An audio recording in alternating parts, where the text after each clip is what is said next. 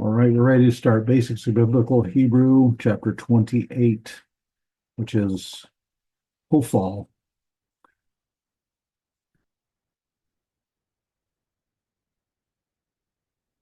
There we go. So we'll start off with a timely Hebrew insight, and then we'll look the workbook translations, and then we'll study the Hophal Stem Strong Verbs and go over the vocabulary. So this is Passion Week, between Good Friday and, between Palm Sunday and Resurrection Sunday. And Friday is going to be Good Friday. So during this week, we remember the passion and obedience of Jesus and his crucifixion. Psalm 22 is a prophecy about his crucifixion. In Psalm 22:1 in English, it's Psalm 22:2 in Hebrew. It's quoted by Jesus on the cross. He says, my God, why have you forsaken me? And in verse 9 in Hebrew, that's in verse 8 in English, it represents the statements of the priests and the Pharisees, the scribes. Said, let Yahweh, or Lord, let the Lord deliver him, let him rescue him because he delights in him. They said that, and it was prophesied that would say that in Psalm 22:9. Then in 22:17 in Hebrew, it's verse 16 in English. The last clause says, they pierced my hands and my feet. Now, the modern traditional Hebrew text does not say that. The Masoretic traditional text dates back to about 1008 AD, so that's 1,000 years after Jesus. And it says, Ka'ari Yadai Varaglai, and that means as a lion, as a lion, the hands of me and feet of me. So, hands and feet. And so some have claimed that this was a change made to the psalm so that it would support the Christian view of Jesus' crucifixion. However, the Septuagint, the Greek translation of the Hebrew scriptures, it was translated between 300 and 100 BC now, not 1,000 years AD, but so well before Jesus was ever born in Bethlehem. And so the Greek text says they pierced or they dug out my hands and my feet. So the older text is different from the traditional text we have in Hebrew now. It's over 1,000 years earlier, and it supports our English versions. But then in 1947, the Dead Sea Scrolls were found. And what does the ancient representation of the Hebrew text say? Well, we have two manuscripts that have this verse, Psalm 22:17 in it. One is 4Q. This means it's a Qumran cave. It was cave number 4. And then it's the 88 manuscript for Psalms. And then the other was found at Nahal Hever. And so it's has a different manuscript designation on it. But the first one was actually found in the Qumran caves. But there actually is a number of caves around the Dead Sea. And this is another one in that area where they found manuscripts in caves. But anyway, they date between 100 BC to 25 BC, still before Jesus was born in Bethlehem. And what does that text say? It says, they pierced my hands and my feet. So it wasn't Christians who made the change. It was some scribal change after Jesus that's represented in the Masoretic text that we have today. And that's why we read Hebrew, and that is also why we study and treasure the ancient documents. So, any questions on that? Okay, let's turn to the workbook.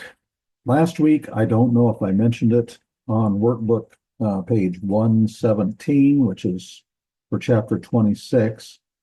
I should have mentioned and I may have, I just don't remember. That number 10 on page 117, the answer key is incorrect.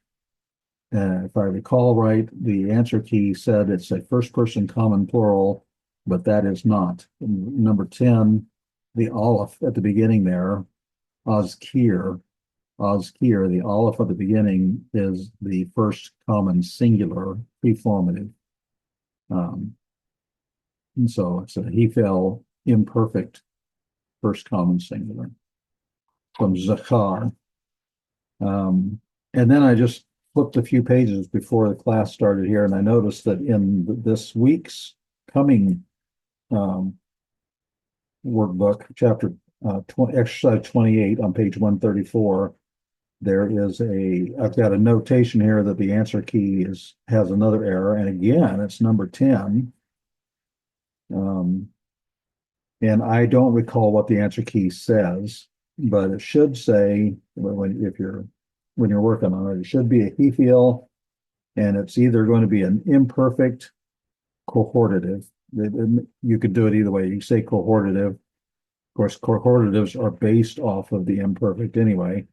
But we have that hey at the end. That's the indicator of being a cohortative. And again, that aleph on the front is first common singular. So I don't remember why it was wrong, what it was that they had in the answer key, but I just will give you a heads up on that one. So now that we got those out of the way, let's go ahead and go to where we would normally be at this time in the lesson, which is page 124 for exercise 27, the Hophal weak verbs, which is what we studied last lesson. And we'll do the translations, and we also have the Hebrew reading 2. So we'll go through all those. So starting on page 124, and I will just go literally, woodenly, word for word here to go through the translation. And he rose early, Abraham, in the morning, and he bound the donkey of him, and he took 2 of his young men with him, and Isaac, his son, and he made split. We haven't stated that yet. That's a PL, but so he split, or he made split woods of whole burnt offering, and he arose and he went to the place which he said to him God. So he went to the place that God said to him. The Hophal that we're looking for, this Hophal weak verbs, that's not really a weak verb. It does have a Hophal, the first word, and we know it's a Hophal because you see that tsere under the cough. That's our indicator that this is a Hophal. But the root is sheen, cough, mem, and that's not a weak verb. But so we got an easy one. And that was from Genesis 22:3. So Numbers 21:5 is number 2. And he said, and he spoke, the people against God and against Moses, for what or why? Why is a good lama. Why is a good translation for it. If you break it up in pieces, lama is for what, but it's used in the sense of why. It's almost a word on its own because it's common enough. And then we have you caused to go up us. But if you say you caused to go up us, the nice way to say it in English is you brought us up. You brought us up. So, but that's the Hophal. So you caused to go up us from Egypt to die in the wilderness because there is not bread and there is not waters. Okay, so the Hophal that we want to focus on is the last word of the first line. Notice that hey prefix for the Hophal, but it's got a segel under it. Why does it have a segel? Well, it's because this is a one guttural. The ayin prefers a reduced vowel, and so we have the reduced sagol, and then the prefix is going to mirror that. And that's why we have the sagol there. But that's not the only thing. We also have the hirik yod in there. So that tells us this is conclusively, this is a he feel. This is not only just a one guttural, it's also a three hey. And so the hey drops out, and we have the yod in there, but the root is ayin lamed hey. All right, number 3 from Exodus 6:6. For thus, which here again, that's we take the word and break it down. La is for, and then the chain is thus, which it just means therefore. So you can translate it as therefore. For thus, say to the sons of Israel, I, Yahweh, I cause to go out you all from under burdens of Egyptians, and I caused to deliver you all from the work of them, and I redeemed you all with arm stretched out, and with judgments, great ones, with great judgments. All right, we have 2 he feels here. The top line, third to the last. So Hotzeti, we see the hey on the front. We see that Olam Vav, and so there's a pretty good probability that is a one yod, and indeed it is. The root of the word is yod sade aleph, and so it's a one yod and a 3 aleph. The root is natsal, or the root is nun sade lamed, natsal. I'm sorry. I'm looking at the second one. That's the second line. The first line, I'm sorry, go back and say it again. That's a Yatzah. Yatzah is the root. Yod Sade Aleph. So it's a 1 yod and a 3 aleph. We see the hey prefix. We see the sere vowel, and so that's our ephil. And then the second line is it's just down the next line and over to the right a bit. It's the 1, 2, third word into the second line. And again, we see the he, the hey, hirik, and then we see, we also notice we have a dagesh in the sade.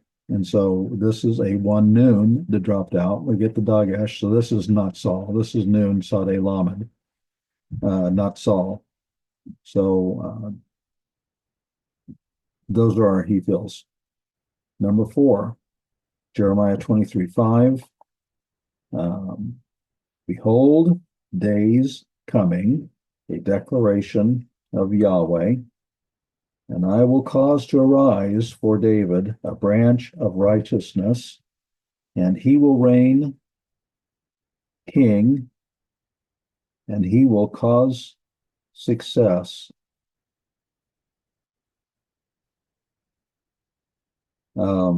And he will do judgment and righteousness in the land.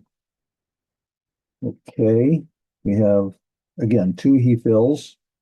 The first one is right after Yahweh, a declaration of Yahweh. The next word, we see the hey, and we see the hirik under the kof. This is the root word is, this is kum, kof, vav, mem. And so to cause to arise is to establish. Okay, and then the second line, third word in, we have the hey and the hirik there. This is the he feel. We also see the hirik yod. We see between the kof and lamed. This is a classic one.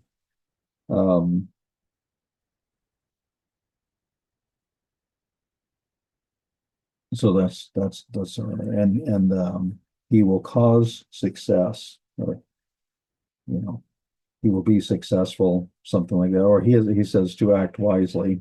All of that works. Those are 2 he feels. That was from Jeremiah 23:5. Number 5.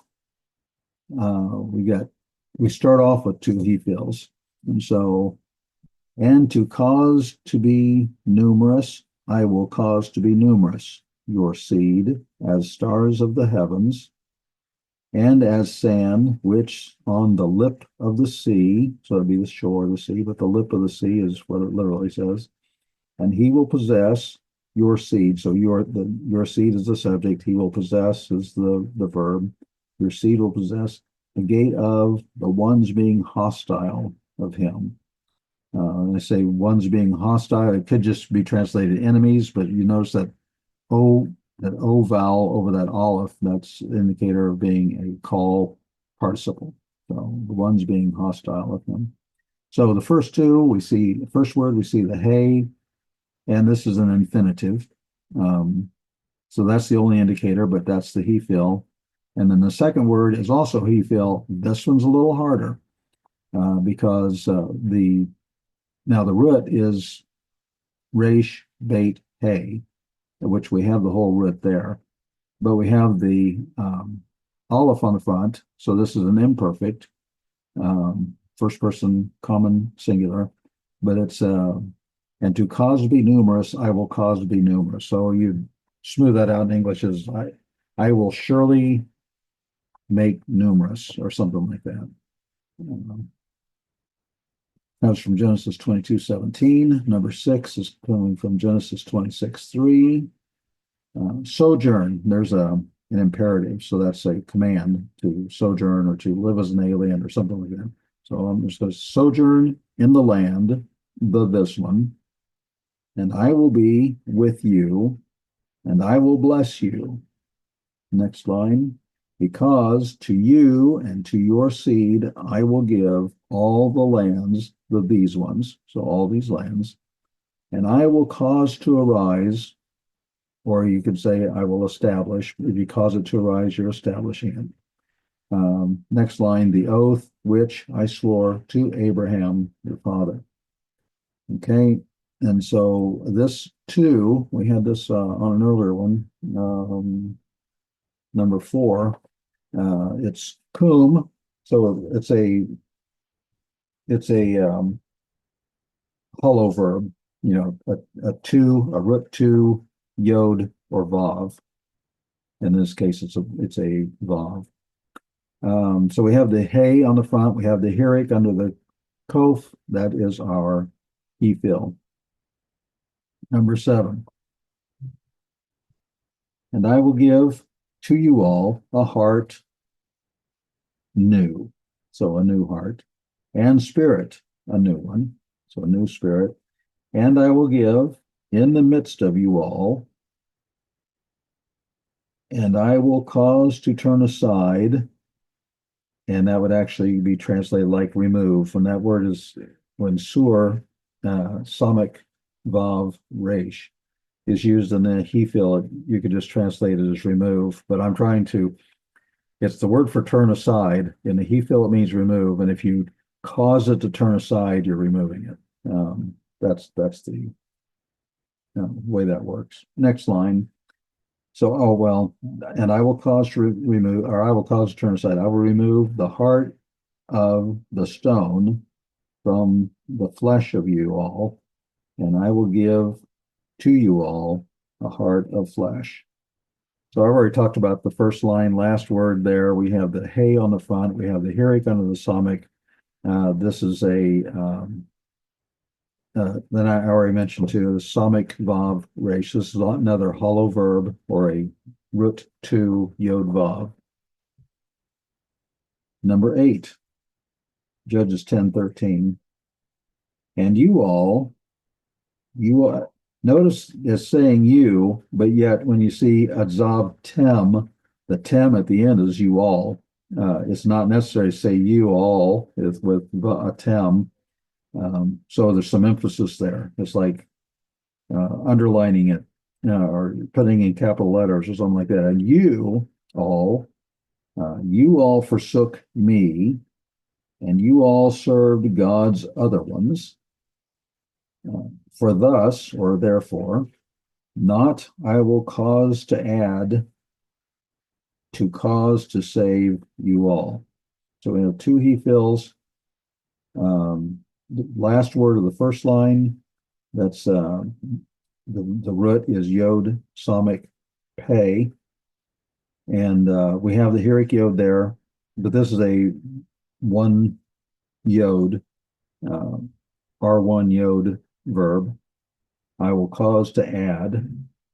So it could be I will do again, or something like that. And then the first word of the second line, we have the hey, and we have the hierik yod. This one is to save. The word is to save, but this is cause to save. So it could be to say deliver. This is yod shin ayin. So it's a one yod verb. It's also a three ayin. But the hey is still easy to see that's he feel, because we have the hey prefix and we have the hierik yod. Easy to see that. And then number 9, 1 Kings 8:6. And they cause to enter. Well, if you cause something to enter, you're bringing it. So you say, and they brought the ones priesting. Now, most translations just say the priests, but notice that O vowel over the Kaf, that's a participle in form. So that's why I said ones priesting. So start it again here. And they caused to enter, or brought. Who did it? The ones priesting were the ones who caused it to enter, or who brought the ark of the covenant of Yahweh to the place of him, to the inner sanctuary of the house, to the holy of the holies. Last line, to under the wings of the cherubim. The Hephil is the first word. You see that hierik under the bait, and this is also another one of the hollow verbs, because the root is bait vav aleph, and so it's a hollow, or a two yod vav verb, and it's a Hephil with that hierik yod there. Number 10 on page 126. And I will cause to arise. We talked about that earlier. This is kum again. Kum is another hollow verb, so the vav's going to drop out. And if you cause something to arise, you're establishing it. So this is our Hephil. So I will cause to arise my covenant with you all, and not he will be cut off all flesh again from waters of the flood, and not he will be again a flood to make destroyed the earth. So the first one, we've seen this already a few times. We see the hey on the front. We see the hierik under the kof. That is our Hephil. All right, moving on to the Hebrew reading from Genesis 9:8 through 13, on page 127. Of course, there's commentary. Hopefully you've seen and can read that commentary. It'll help you with your translation as well. Let's start with verse 8 here. And he said, God, to Noah and to his sons, or the sons of him, with him, to say, or we say saying, but it's an infinitive, to say, and I, behold, I. So here's another emphasis thing. You can say, behold, I myself. That might be a way of emphasizing that too. So, but just word for word here. And I, behold, I, causing to arise, or you've seen this before, establishing. Notice that that's got the mem on the front. This is a participle. Notice the hierik yod. It is a Hephil participle. Okay. So, behold, I, causing to arise, or establishing my covenant with you all, and with your seed after you all, and every living, it's a soul, but you can say every living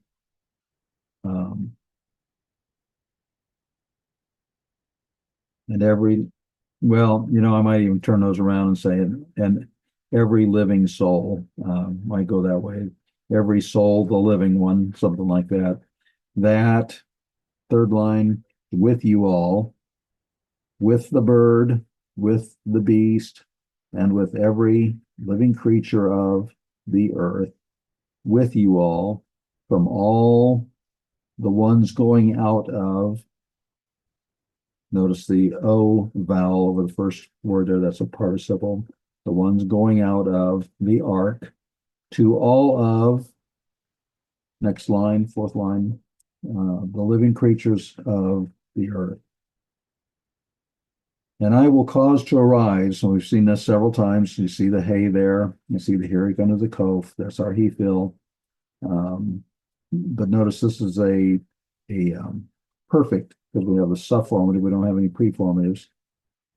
So if you cause to arise, again, you're establishing, and I will establish, but I will cause to arise my covenant with you all, and not he will be cut off all flesh again from the waters of the flood, and not he will be again a flood to make destroyed the earth. And he said, God, this the sign of the covenant which I giving, notice the O vowel there, it's participle, giving between me and between you all, and between all or every soul of living creature, that, we're going to supply a to be verb, so we can say that is with you all for generations of forever.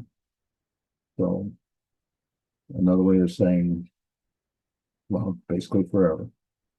Then verse 13, my bow I gave in the cloud, and she will be for a sign of covenant between me and between the earth. Any questions?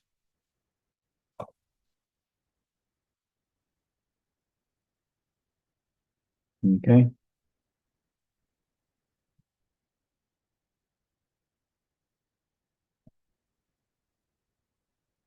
We did that. So we're ready to start chapter 28, the Hophal Stem Strong Verbs. Next week, we'll look at the weak verbs. Hophal is not nearly as common to find. It's also very easy to identify, and we'll look at that. So learning objectives, we want to understand the meaning of the Hophal stem. We want to identify Hophal strong verbs, and we want to be able to translate them. So first of all, understanding the meaning of the Hophal stem. Well, we start again with the root. Most of the words in Hebrew are started with a three-letter root. And so we have katal there. And from that, we come up with the kal stem, the light stem, the easy stem, and that becomes katal by adding a comets and a patak there. So that's he killed. All right. And then from the kal stem, we have all the derived stems. So we have the nephal, hephil, hophal, piel, pual, and hepalel.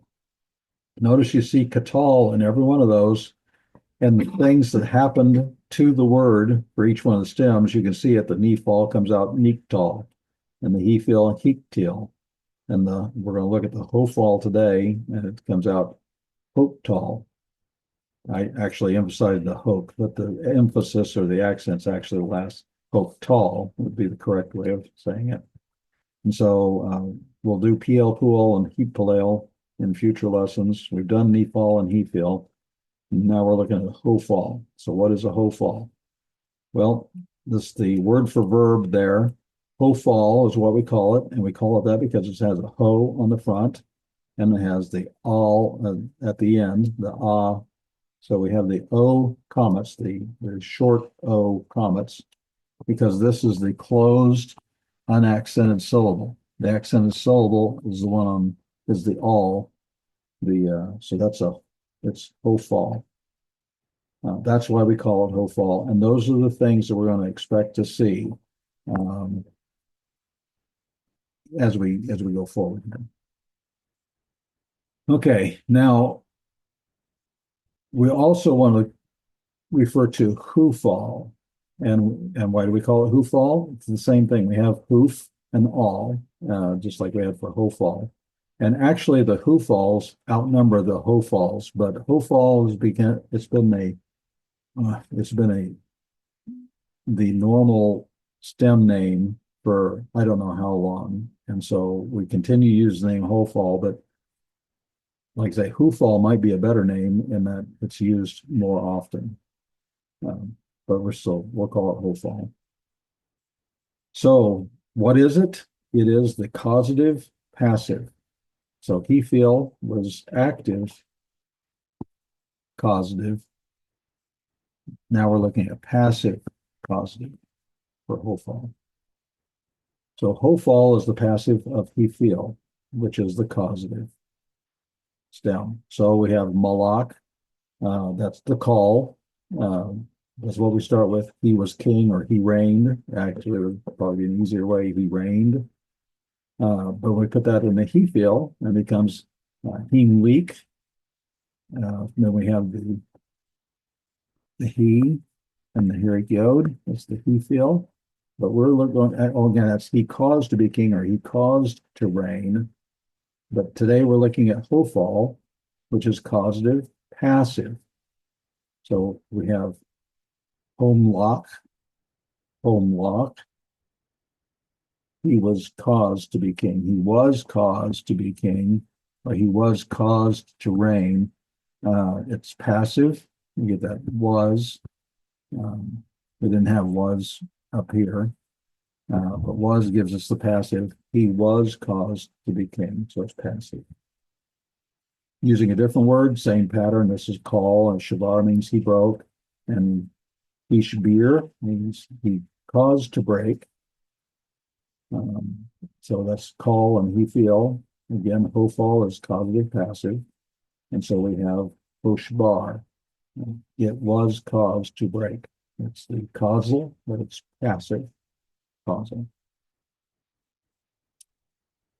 So that's what a Hophal stem is. Now we need to be able to identify it. Well, we've already come a long ways in identifying it. It's not all that tricky. If you remember the word Hophal, it's pretty easy to put it together. So we're expecting ho and ah there, and it's Hophal. That's exactly what we have. Those are the diagnostics. That's the O class version, because it's Hophal.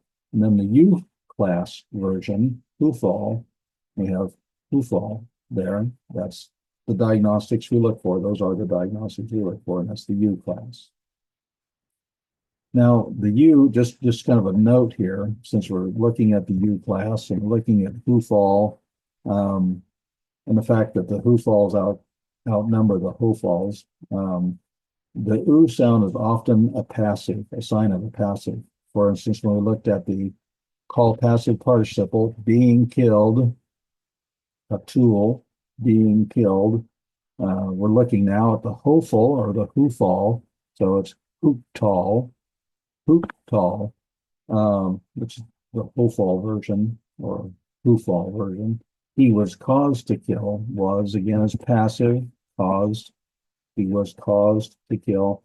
And then in a couple of weeks, we'll start looking at PL, and so it'll be 2 more weeks after that, we'll look at the pual.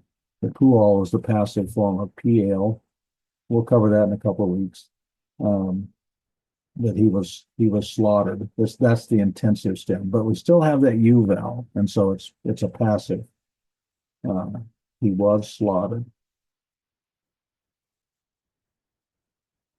Okay, so let's do like we've been doing every week since we hit the derived stems. Let's go to page 314 and look at the summary. We're going to start with the summary, even though the chapter ends with a summary. You may notice that this chapter is really not very many pages long. But as we look at it, one of the things we'll notice is we have 2 columns for perfect, 2 columns for imperfect, 2 columns for participle. Each one is a U class and O class for each conjugation, perfect, imperfect, participle. Well, what's missing? Well, we don't see imperative here. We don't see infinitive construct, and we don't see the infinitive absolute. Why aren't they there?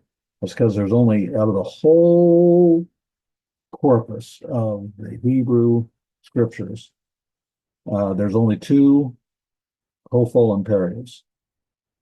And there's only 8 infinitive constructs, and they're Hophal infinitive constructs. And there's only 6 Hophal infinitive absolutes. And so they're not listed here because they're just so rare. But we're learning the diagnostics. We just don't have anything special that we need to learn for those. So going back and looking at this chart, though, if you look at the U class for the perfect leftmost column, and you see who all the way through here, just very easy to see who fall. And then we have the patak under the tet, almost all the way down. Sometimes it's shva, but it's pretty consistent. You still have the who on the front. If you got a who prefix, you know you're looking at a who fall. And when you get to the O class, the perfect, you'll see ho all the way down.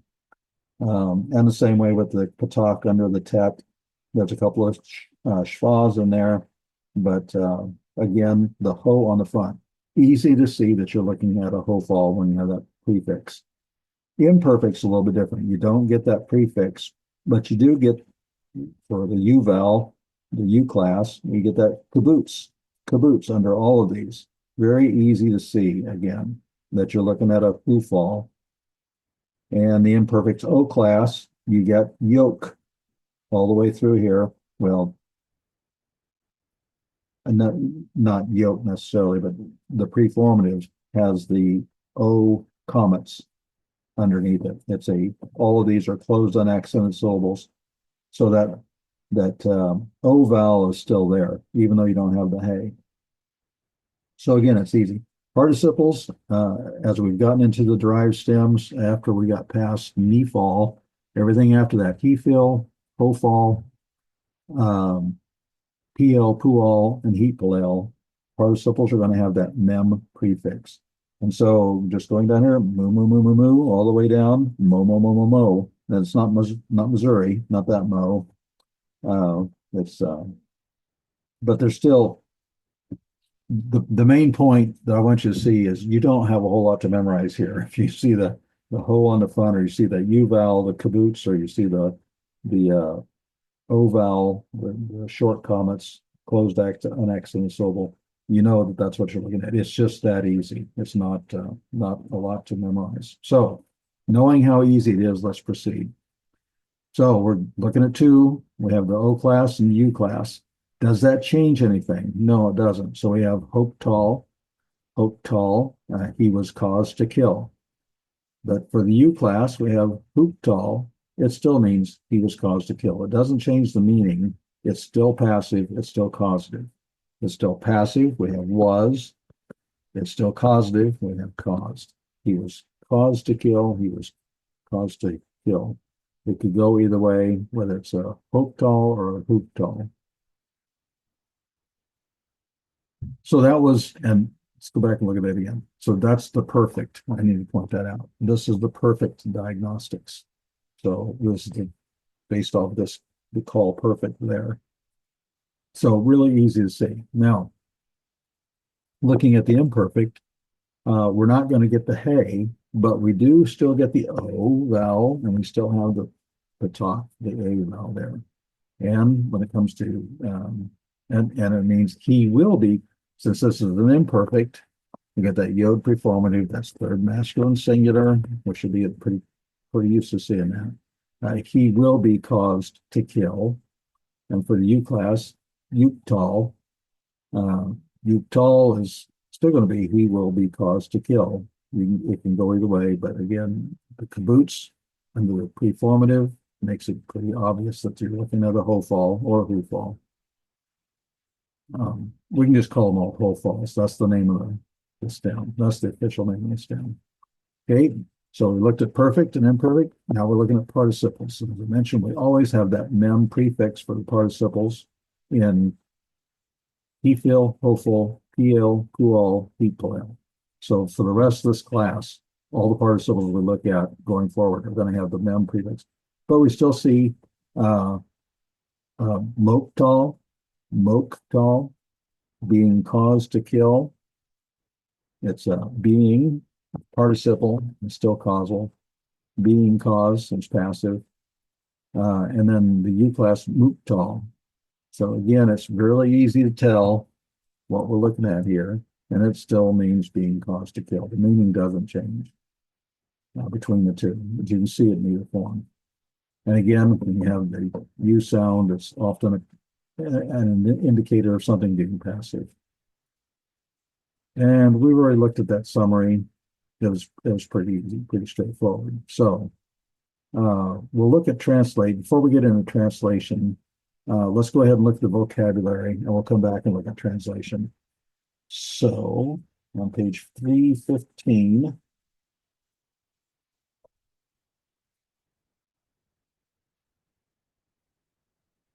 for the verbs, we have asar, it means to bind.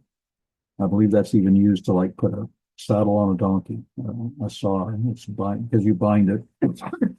We have za'ak, to cry out. Kala is to be weak or sick. In fact, I think Naomi's, Elimelech's, and Naomi's sons, his name was based off of this. One of his sons was based off of this, to be sick. Kala. Kanan means grace or favor, or well, since this is a verb, it's going to be to show grace or to show favor. Ma'as means to reject or refuse, reject, or despise. So if you refuse to obey God, you can end up in real ma'as.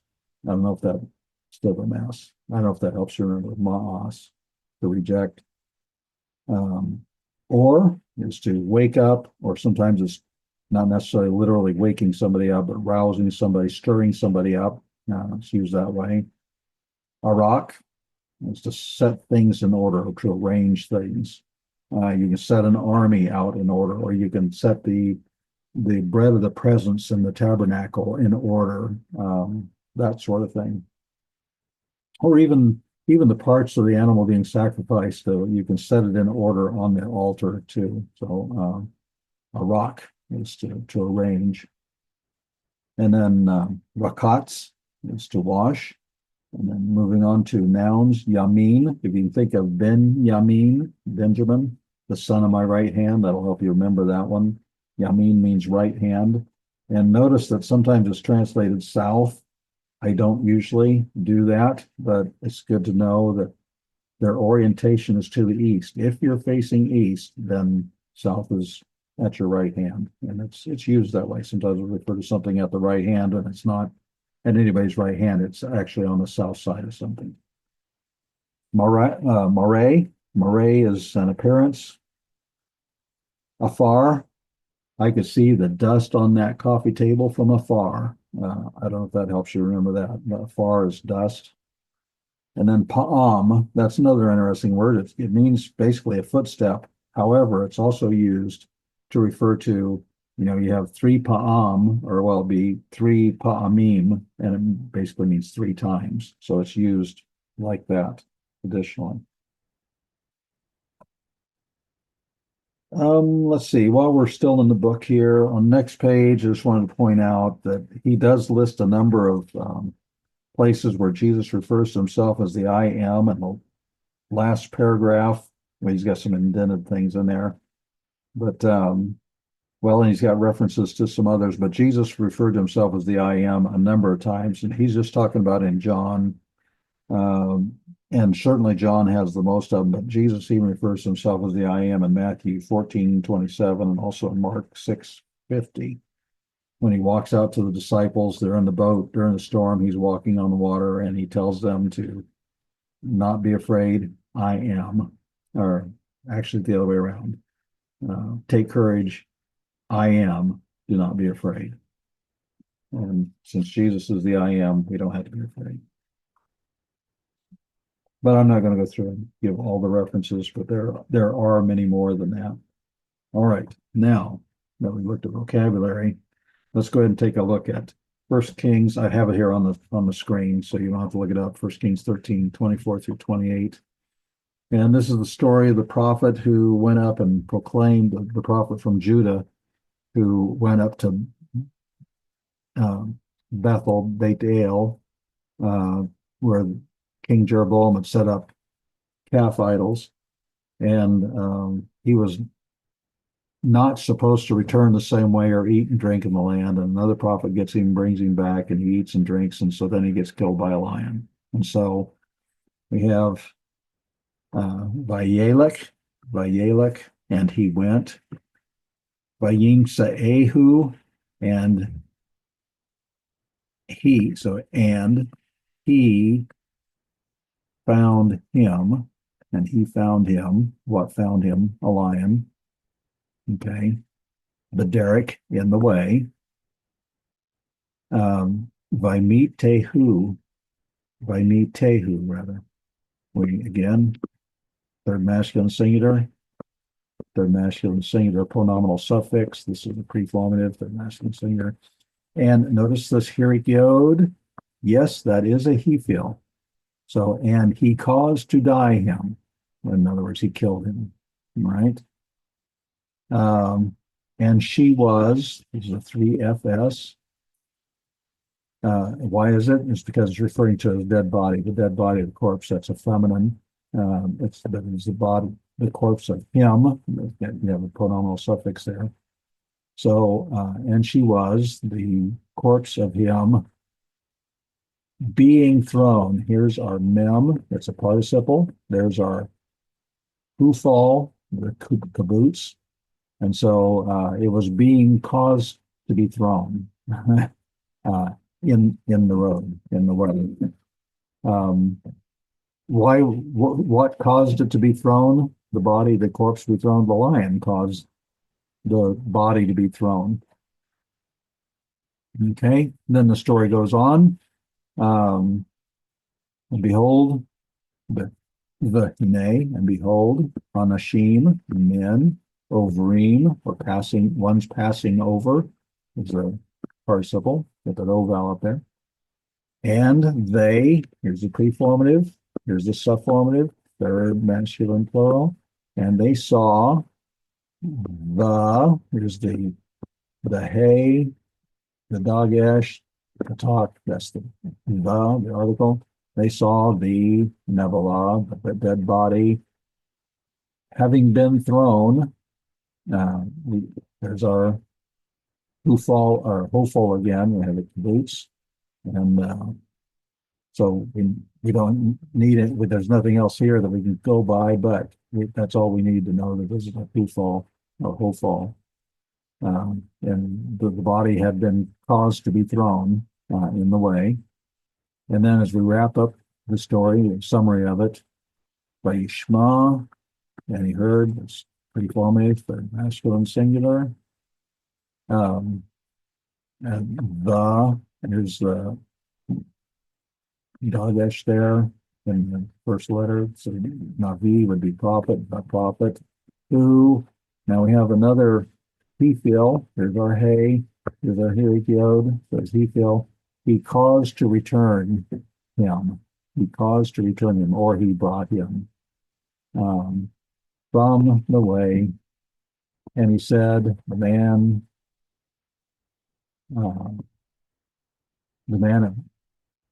he is the man. Okay, the man of God. He is the man of God. Who Marah he rebelled. So this is our he feel.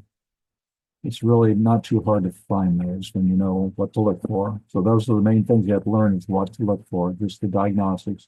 You don't have to rememorize everything. Now this is a new slide that I put in. I printed this out for myself. I use kind of a heavier paper, so I print this one and the next one on opposite sides of each other. This side has, well, it's got pronominal suffixes, okay? And then it has the call perfect, call imperfect.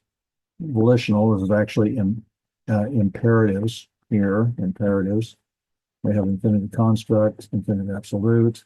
We have participles, active participles, passive participles. So it gives you basic diagnostics on everything. That's for call. But this is the reason why I'll send this out in my email to everybody who is registered for the class. It's all based on Poal there. And so here's the Nefal, PL, Dual, Heapal, Heapil, Hophal, and Pfal. I give the diagnostics, and for the imperfects, I have notes on things to look for the imperfects. I also give you the number of occurrences here. So, for instance, the Nefal, you have 4,138 Nefals. 1,426 are perfect, 1,544 are imperfect, so forth for each one of these. Down here for Hophals, we don't have a whole lot of them. We do have, what is it, two of these, I think, two of the imperatives. I have one there. Here's the perfect.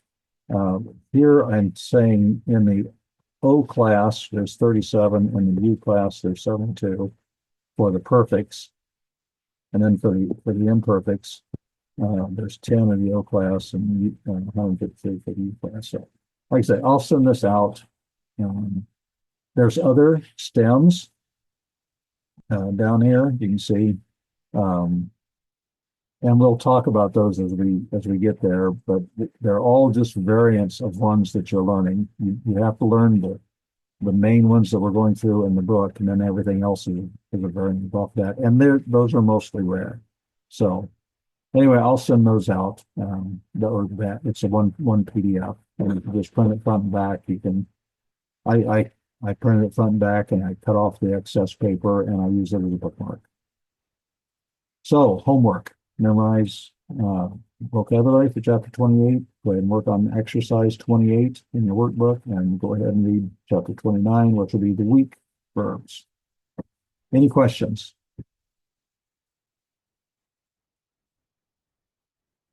All right.